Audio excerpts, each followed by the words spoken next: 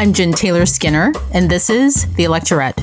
On this episode, I talk with Katie Bethell, founder of PL+US, a national campaign to win paid family leave by 2022. The idea of paid family leave is becoming mainstream, and it's about time. The U.S. is the only developed country that doesn't mandate paid family time off to women after they give birth. But today's guest, Katie Bethell, launched a national campaign to change all that. PL+US, or Paid Leave for the U.S., founded by Katie Bethell, is a campaign which aims to win paid family leave by 2022. And doing this by 2022, it does seem ambitious. But when I talk with Katie Bethell, her enthusiasm and her confidence in winning on this issue, I'm fully convinced that this will happen. And that's good news for all of us. So here's my conversation with Katie Bethell. Katie Bethell, welcome to the podcast. Thank you. It's wonderful to be here. So I feel like family leave is one of those issues that we've always thought of as a luxury, right? It's a nice to have, right? It's kind of like healthcare. It's something that you end up chasing, going from job to job. And if you get the right job, you're in luck. You have great healthcare or you have paid family leave. But if you don't, you're just out of luck, right? But as I start to understand ideas around reproductive justice and just that concept generally, having paid family leave is a basic right. It's a basic reproductive right, right? Do you feel like that's becoming a more common way to see it? Yeah, absolutely. I mean, I'm out talking about paid family leave every day with pretty much every type of person you can possibly imagine. And the thing that ties a lot of those people together is this sense that in the US, our lack of policy to support mothers in particular, but I think families more broadly, it's not just like a missed opportunity, which it is. Family leave totally helps grow the economy. It's not just unhealthy, which it is. Paid family leave helps improve childhood health, improves maternal health, all those things. It's also just profoundly disrespectful of the work that it takes to have a baby grow in your body and then welcome it to the world and feed it and nurture it in those early months of life where it's really 100% of your focus. We have somebody who just came back from maternity leave at PL+US. We, of course, have a good maternity leave policy. And she's like feeling great and has what she would call an easy baby, whatever that means. And she's still like, I'm waking up every 4 hours, even 3 months in. And so many parents, like just the lack of sleep alone is something that really we just don't think about. So yes, family leave needs to be a core part of sort of fundamental supports for families. And the US is the only country in the world, alongside Papua New Guinea, we're one of 2 countries in the world, that doesn't offer some kind of paid time off for new parents. So everyone else has figured this out and is moving this forward. And it's time for us to do it too. Wow. I was going to ask you because I knew that there were 2 countries. I was going to ask you what the second country was. I did not know it was Papua New Guinea. That's sad for us, right? What's wrong with us? Well, let me give a little context for like what it means that we don't have this policy. So right now in the US, 1 out of every 4 people who give birth are back at work within 10 days of giving birth. So we can just ignore babies for a second and just look at people who have had babies in their bodies. And when you have a baby in your body and that baby comes out, there is universal agreement by doctors and insurance companies and everyone that it takes 6 to 8 weeks to recover from that, just for your body to get to the point where you can walk and go to the bathroom the way you used to, right? But in the US, 25% of people giving birth are back at work within 10 days. Their bodies aren't better. So paid family leave is really, really critical just for reaching that basic level of support postpartum. The other thing that a lot of people, I think, don't know is that about 85% of Americans today don't get a single day of paid family leave. So I talk to a lot of people in sort of professional class. We do a lot of work with tech companies and that sort of thing that have these kinds of policies on the books in their workplaces. So it's easy to forget that for most people, even a single day of paid time off is totally off the table for them. It's not something that their employers provide. So that's why we need public policy. When I think about like why the US doesn't have it, I mean, I have a really nerdy like history story that I can tell you if you really want to hear it. Yes, please. All right, I'll do that. And what we have right now in the US is this unprecedented opportunity to change it. This is a moment when people are talking about this issue more than ever before, across partisan lines. I've been working in this issue for for almost 15 years. And this moment is different and special, and we've got to double down on it to push it to a win. So I want to hear the nerdy history story. Nerdy history story.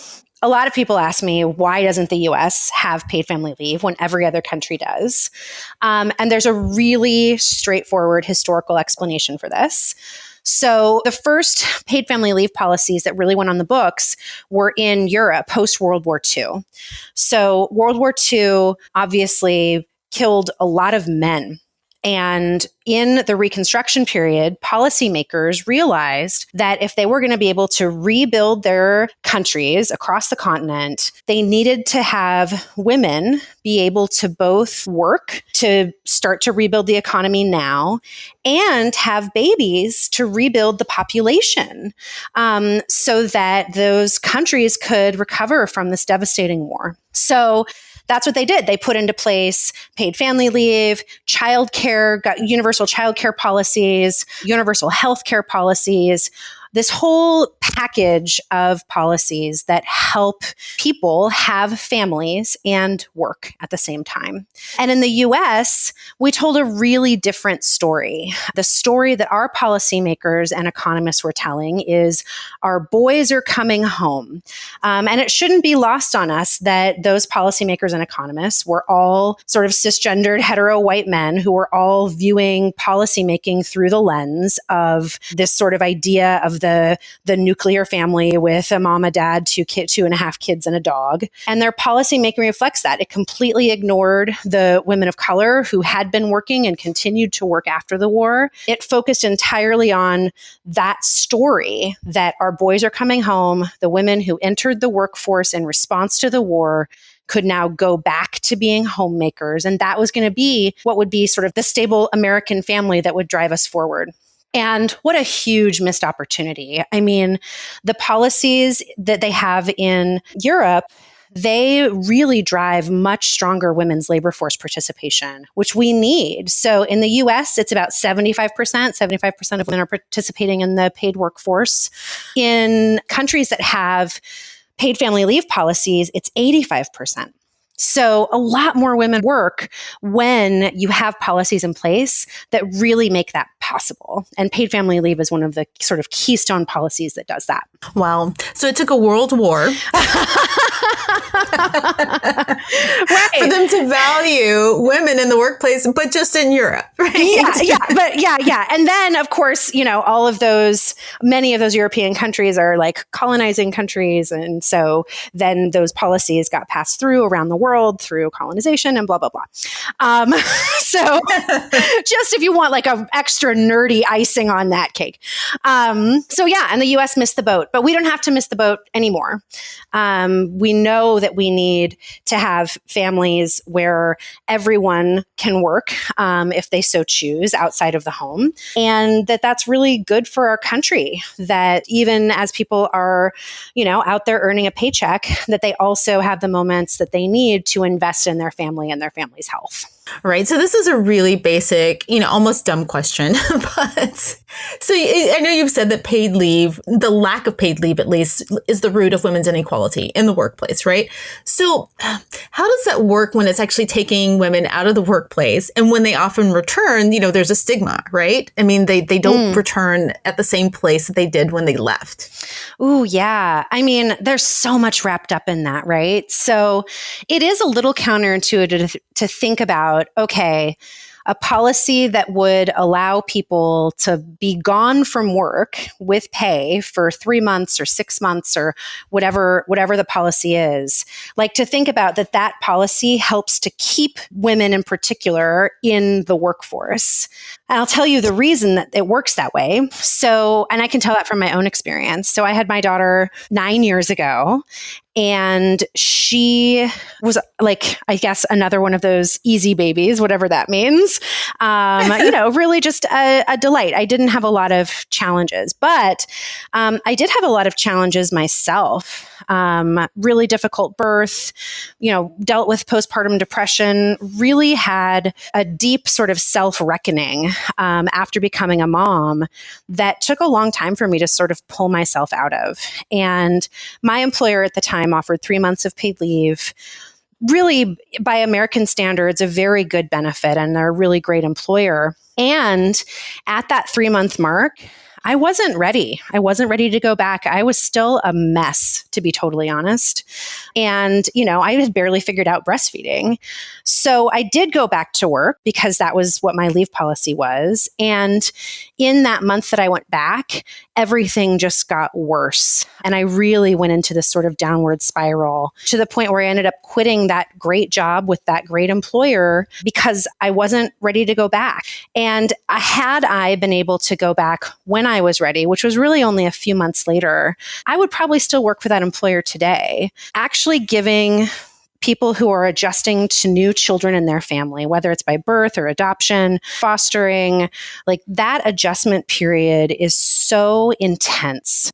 And regardless of the health or anything else, you need to empower people to get used to that new reality so that they can then be their best person at work. And at a fundamental level, when employers think about why we should have paid leave policy, why they should have paid leave policy, it's the same reason that they should have any other policy that allows their employees to bring their best into work because they're well taken care of at home. Yeah, that makes total sense. That makes sense. Yeah. I think about this a lot when I think about because you've mentioned the leadership gap. And I think about that a lot in relation to technology because I spent and I'm sorry for listeners, I'm repeating myself, but I spent, the good part of my career working in tech. And tech is notoriously unbalanced in terms of hiring and promoting women, right? And I've been really outspoken about that. And I think that personally leads to a more hostile environment, not just in a tech workplace, but outside, like the software and the environments that they produce, like, take Twitter, for instance, right? It's a very hostile environment for women. And I think that that's in part due to the lack of women leadership in tech companies.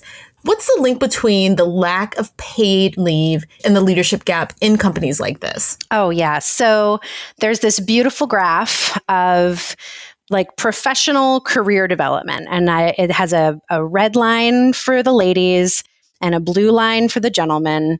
And if you start sort of at like career entry, age 19, 20, you can see that the progress is actually really parallel. They're sort of progressing at the same rate until you get to age sort of late 20s. Once these men and women get to late 20s, you see the line of men's career progression continues to go up at pace, and women start to flatten out and start to plateau in their career progression. And so what's happening? What's happening in your late 20s? Well, demographically, obviously, I'm speaking in broad strokes here. What's happening then is professional women are starting to have babies and they're starting to have families that need care. So the first reason that I needed paid family leave actually wasn't to welcome my daughter. It was because my father-in-law was diagnosed with cancer, a really aggressive cancer. And within the space of a few months, he was in hospice care. And so my husband and I both took 3 weeks to go and be with him in those final weeks of life. Now, my employer didn't have to give me time off in order to do that. It's obviously the right thing to do. Most employers don't give people time off for that reason. And I have to say, like, if my father-in-law hadn't had anybody to take care of him, I would probably have quit my job to go and be with him in his final moments. Like it's so funny. We talk about that as a choice, like people have the choice to be with their families or no one should have to choose between a paycheck and their family. I really push back on that. I think it's not a choice. Like, we have this profound responsibility to the people that we love. And when they're in a health crisis, you have to be there. And so if you go back to that graph and that plateau in our gendered society where women are the ones who are providing care, women are the ones who are meeting that family responsibility, even as more and more of us are entering and have entered this sort of paid professional workforce. Yeah, no, you're right. It's not a choice. You're right. And another thing that I wanted to talk to you about was, and this may be obvious, is that when we have a lack of leadership, woman leadership, there is more of an environment set up for sexual harassment. Right? Mm-hmm. I mean, that's just kind of an obvious link. Yeah, absolutely. So companies that do better in, both preventing it from happening, but also responding to incidents of sexual harassment are companies that have women in leadership who understand how all of that operates. And so if you have a situation where starting in your late 20s, women are starting to fall off the career trajectory because of their caregiving responsibility, then when they're getting to, age later 30s and 40s and 50s, there are fewer women to fill that leadership gap because they're all back where they were in their late 20s because they were not getting advanced because they're being discriminated against for their caregiving responsibilities. That's happening across the board. That's happening in every industry. And you see how that plays out in negative work environments for women. How much of this is about changing our culture, right? Let's say some companies do have paid parental leave. But when a woman comes back, I think there's a stigma that follows her that would not follow a man if he were to take 3 months off, right? Oh, yeah. I mean, there's that horrible statistic. I get mad every time I read it that when you become a mother, you take a pay cut. When you become a father, you get a pay raise. Right. It's like a 6% pay raise because you're a family man now. What BS, right? Yeah. I mean, I see that in my own. I have a 7-year-old and my husband, they have, paid parental leave for either a mother or a father. He's like, great, Mm-hmm. I get, parental leave. I'm like, great. I mean, it is great, but you're going to go back and you're going to get a nice, boost from that. Whereas me, Right. Yeah. I mean, the thing around parental leave is interesting. So we just did a survey of sort of a broad sort of a slice of men in America, and asked them basically, do you want parental leave? How much parental leave do you want? If you had it, would you use it? Why or why not? Those sorts of questions. And men overwhelmingly want parental leave. Millennial men especially want equitable leave. They want to be able to really take a lot of time at home at the same way their partners are, where there's partners. And the interesting thing was, we asked, do you think your employer would support you in taking leave? And half of the men said they would be worried about how their employer would perceive them if they took the full leave allotted to them. So there is this cultural thing that men are pushing up against too around, will people think I'm serious in my career if I am gone for 3 months welcoming a new child to my family or taking care of my spouse? And I think that's super real. And in order to really have highly effective paid leave policy, we have to also change culture so that the people taking advantage of that policy are all the people, not just women. Yeah. For me, this is about power. I think it's so interesting that we're talking about this right now. We've had the pink wave and we have a historic number of women who were just elected to the House. And of course, there's the squad, right? I love the squad. I know. I love the squad, the amazing squad. But, frankly, without paid parental leave or without policies like this, paid leave, fewer women have the freedom to run for office, right? So for me, this just comes down to power. Mm-hmm. Yeah. Is that wrong? I don't know. Linking it to... It's a vicious cycle too, right? If you look at the ages of women in office are older than men in office in general. Oh, I didn't know that. And one of the main drivers of that is that women wait to run for major office until the kids are out of the house. Whereas you talk to any male congressperson, a lot of them have young kids at home.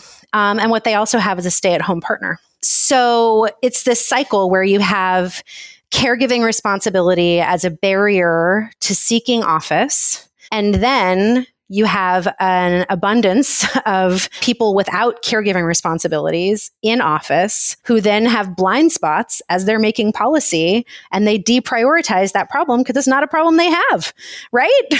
Right, exactly. Right. Yeah. See? Yeah, but we can change that too. And I feel really hopeful, especially about, of course, about more women getting into office. Absolutely. And in particular, more women who are providing care getting into office. But I have a lot of hope about the younger generation of congresspeople overall, because even within the ranks of men in that class of congresspeople, they get it. I mean, look at like Colin Allred out of Texas, for example. He took a leave right in the middle of his election because that was when his baby was born. What a big deal to see somebody take their family responsibility so seriously and so directly in that way from a leadership position like that. And he won his election and continues to being a champion for families a part of his work. So representation always matters. And I think for the issues like this, the gender politics are changing at the same time we're seeing a growth in women's power.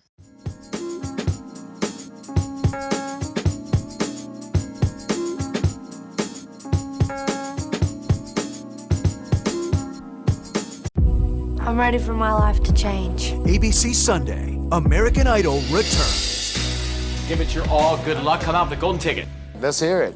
This is a man's world. I've never seen anything like it. And a new chapter begins. We're going to Hollywood. Carrie Underwood joins Lionel Richie, Luke Bryan, and Ryan Seacrest on American Idol. Season premiere Sunday, 8/7 Central on ABC and stream on Hulu. This episode is brought to you by Shopify. Upgrade your business with Shopify, home of the #1 checkout on the planet. Shop Pay boosts conversions up to 50%, meaning fewer carts going abandoned and more sales going cha-ching. So if you're into growing your business, get a commerce platform that's ready to sell wherever your customers are. Visit shopify.com to upgrade your selling today.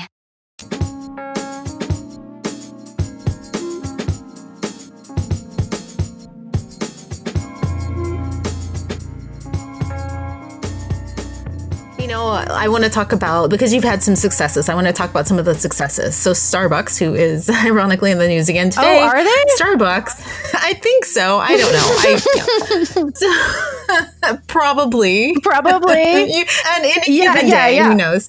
So you led a campaign that led to Starbucks having a paid family leave policy. How did you accomplish that?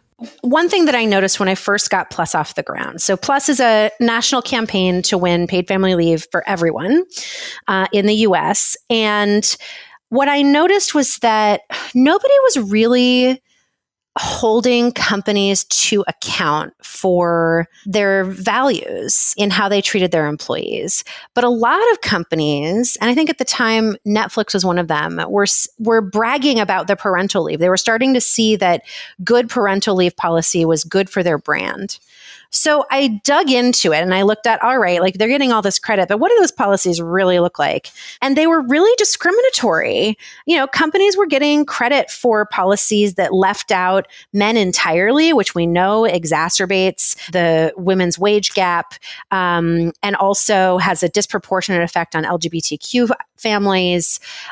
They were also concentrating paid leave benefits in the corporate office. So Starbucks is an example of that, where they rolled out this policy to great fanfare. And then when you scratched the surface, what you saw was that it only applied, their generous parental leave only applied to 3% of their workforce. It just applied to the people in the corporate office.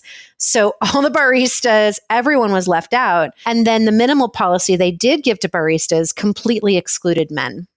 So Wow. that's just not acceptable. And if you look at Starbucks as a company, I mean, they have been major sponsors of pride parades around the country for years. And here was this parental leave policy that was disproportionately discriminatory against the LGBTQ community.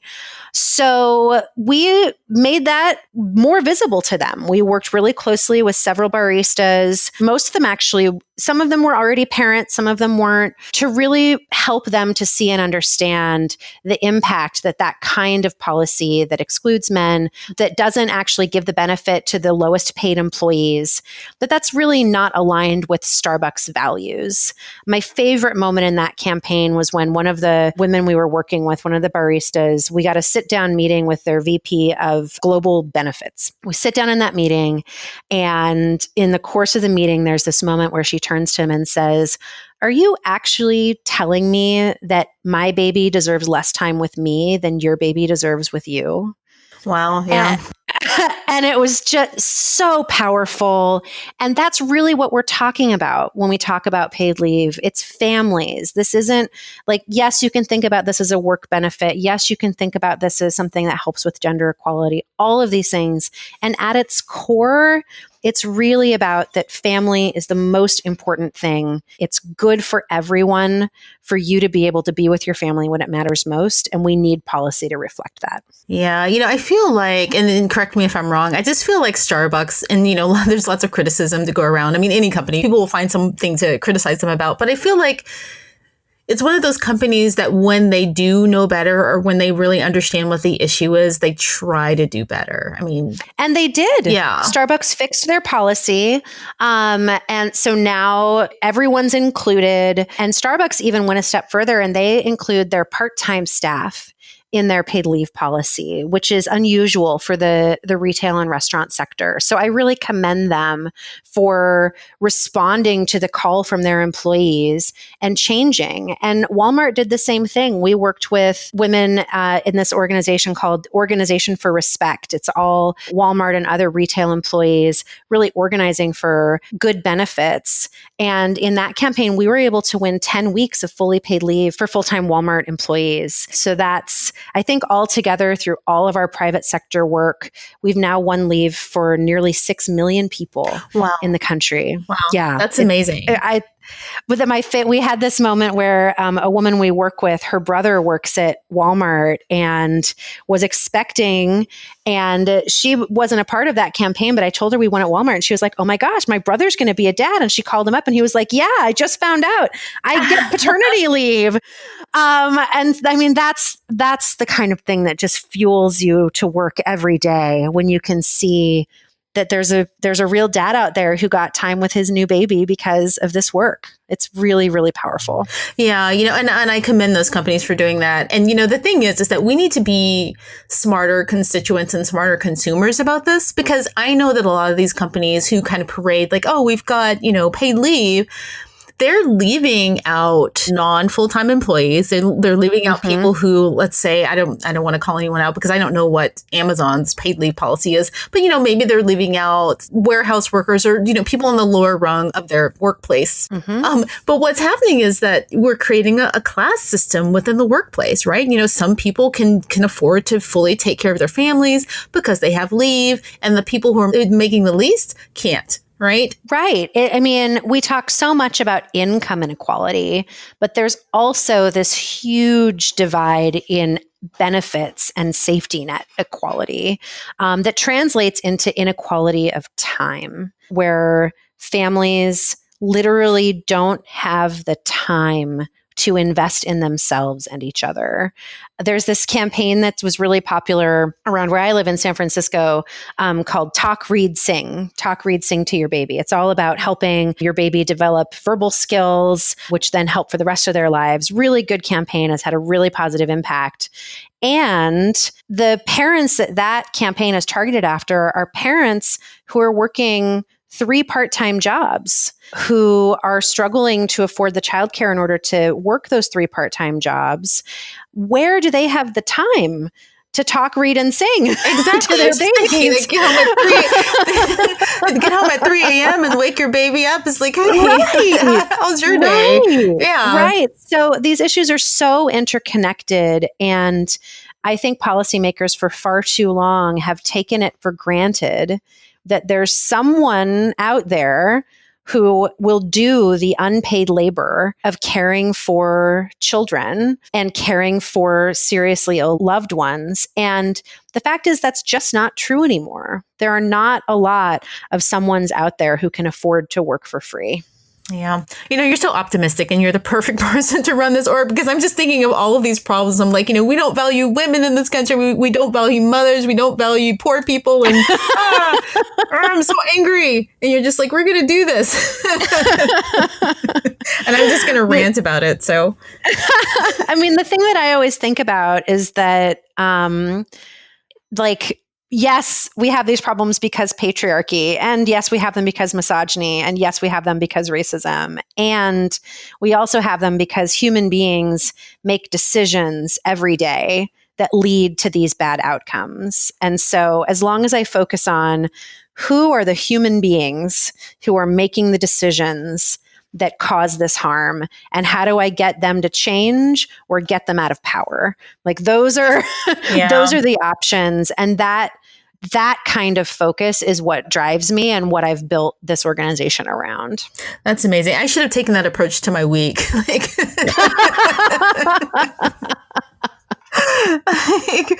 are the people? Real talk. Who are the people responsible for my laptop crashing? Oh gosh. Get to those people. Anyway, but so you are, you've got an ambitious campaign. So I know that you have a national campaign to win paid family leave by 2022, which is just 2 years after the next presidential election. That's right. Really? How are we going to do that? Yeah. It's so within our reach. So paid family leave is one of the most well-developed policy proposals in the country right now. We have it in now 8 states have passed state-level paid family leave. So a lot of policymakers say, the states are really like the petri dishes. It's where you sort of figure out what works and what doesn't for policy. We know exactly what works. So it's like, it's ready to go. And then we have bipartisan engagement. This is an issue where in the 2016 election, it was spoken about by all of the presidential candidates. It's something that we're seeing move. We're seeing proposals in Congress from Republicans and Democrats. So there's this unlike a lot of other issues, there's also bipartisan interest. And then the third thing that really makes me think that this is a thing that we can win is that the momentum in the business sector and among the broader public is growing so fast. When I started working on this issue back in 2006, the big question was, this was a new idea to businesses in the US. And I say in the US really pointedly because, again, most countries in the world have had paid family leave since World War II. So this is not magical and new. And a lot of the multinational corporations that run in the US that have terrible policies in the US are giving people in Sweden a year and a half. So just keep that in mind. Yeah. But in the US, it's changing. Major employers like Walmart and Starbucks now have these policies in place. Small businesses are starting to understand that paid leave policy helps them because it gives them a way to offer paid leave to their employees without incurring extra cost. So we're seeing all of these pieces come together in a time when the public is interested in this. There's articles in the news and viral moments on social media all the time about paid family leave in a way that I've never seen before. We have to capture this moment. And if we want to win, you have to set a deadline for yourself. You have to say, what are we going to do to win by this day? Because that forces you to make tough decisions. It forces you to say, all right, if we want to win this, that means we need to get these 50 legislators to say they're going to support it by this day. right? Like that's when we have to do that. So I'm a really firm believer in setting time-bound specific goals that really force you to sharpen and hone your strategy so that you can achieve what you want to achieve. Yeah. And then you publish it all over the internet. Yeah, absolutely. Well, and I want our leaders in Congress to hear, we want to win by 2022. Yeah. I want their constituents to say, get this done. Because there's no action without urgency, as the old organizing philosophy goes. And so we've got to show how urgent this is. Yeah. Okay. So final question. So given that, where should our focus be, right? Like, so people are really focused on the presidency, as they should be, right? But where's it really won? In the next year, it's won in the House. So in the House, it's Democratic controlled. We have a big opportunity to pass high quality paid family leave. And that's really important because the way the legislative process works, you've got the House and the Senate. The House and the Senate both vote on their own versions of bills, and then they have to come together and compromise and agree, all right, here's the final thing that we're going to put in front of the president.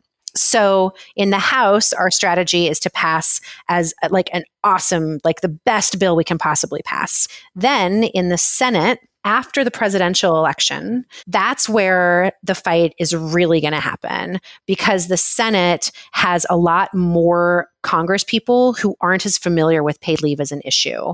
And some of those people are Republicans. There's also some conservative Democrats who really are just starting to understand what this issue is, how it works, and who right now we're working with them to help them move through the process of going from, like paid family leave is something that the private industry should do, which is where all, conservatives start, into, like this is an actual meaningful investment that we can make in America.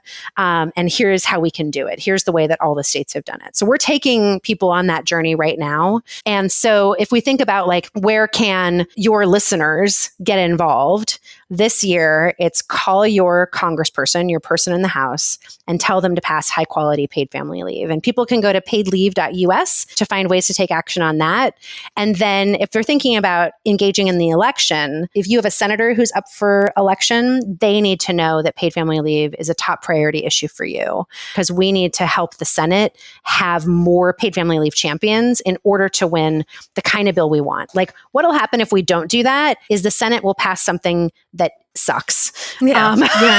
Right? Like something's going to move and our job is to make the best thing possible move. Yeah, that's excellent advice. Yeah. And then we won't revisit it for like another 20 years. If something terrible passes. Yeah. I mean, I think the most important things for us to think about as far as like what we do with this chance, this momentum, is we need to make sure that we pass policy that applies to as many people as possible. So many workplace policies exclude our most vulnerable working populations. They exclude domestic workers, they exclude farm workers, they exclude independent contractors. These are huge, huge numbers of people who need safety net policy because their employers don't provide them. So I want to make sure that what passes, the final law that passes in 2022, needs to apply to as many people as possible. And then my super nerdy policy self, I want to make sure that it's set up the right way that we can build on. So those are the two things that matter to me. And everything else is like, we've got to then fight for the amount of time that people need and all of those other things. Well, excellent. Well, Katie Bethell, thank you so much for your work. And yeah, keep up the good work, I guess. Yeah, thank you so much. It's been really fun talking. Thank you so much for listening. If you found this episode helpful, please consider supporting the Electorette on Patreon. For about $2 a month, you can help us bring you more great episodes just like this one. Visit us at patreon.com/electorette to join the first tier of support for just $2. A little will take us a long way. You can also help the Electorette by leaving a review on iTunes and following the Electorette on social media. We're on Facebook, Instagram, and Twitter, and that's @Electorette. Thank you so much again for listening, and until next time, keep up the good fight.